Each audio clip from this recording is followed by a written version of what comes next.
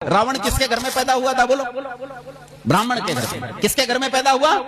लेकिन जब आचरण से गिरा तो क्षत्रिय नहीं, वैश्य नहीं, शूद्र भी नहीं बचा। लोगों ने क्या कहकर पुकारा? राक्षस। राजा विश्वामित्र कौन थे? राजा विश्वामित्र राजा क्या होता है वर्ण में बोलो? क्षत्रिय होता है। लेकिन राजा विश्वामित्र बाद में विद्या अध्ययन करके ऋषित्व को प्राप्त हुए। इसका मतलब क्या बन गए? क्षत्रिय से उठकर क्या बन गए? ब्राह्मण बन गए। लेकिन ताज्जुब की बात सुनो, राजा विश्वामित्र के पुत्र शूद्र बन गए। राजा विश्वामित्र के पुत्र क्या बन गए थे? शूद्र बन गए थे। यह उदाहरण उठने और गिरने के दोनों तरह के हैं।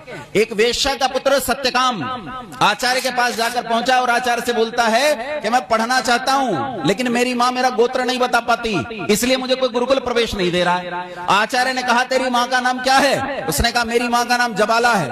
आचार्य ने कहा कि तेरी मां का नाम जबाला है, आज से तुझे जाबाल गोत्र से जाना जाएगा, आज से तेरा नाम सत्यकाम जाबाल है। और उपनिषदों में सत्यकाम जाबाल ब्राह्मणत्व को प्राप्त हुए, ऋषित्व को प्राप्त हुए।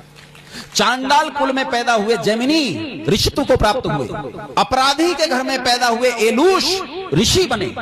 ये इतने उदाहरण दे सकता हूं आपको कि आप गिनते गिनते थक जाओगे। रावण किसके घर में पैदा हुआ था बोलो? ब्राह्मण के घर में। किसके घर में पैदा हुआ? लेकिन जब आचरण से गिरा तो क्षत्रिय नहीं, वैश्य नहीं, शूद्र भी नहीं बचा। लोगों ने क्या कहकर पुकारा? राक्षस।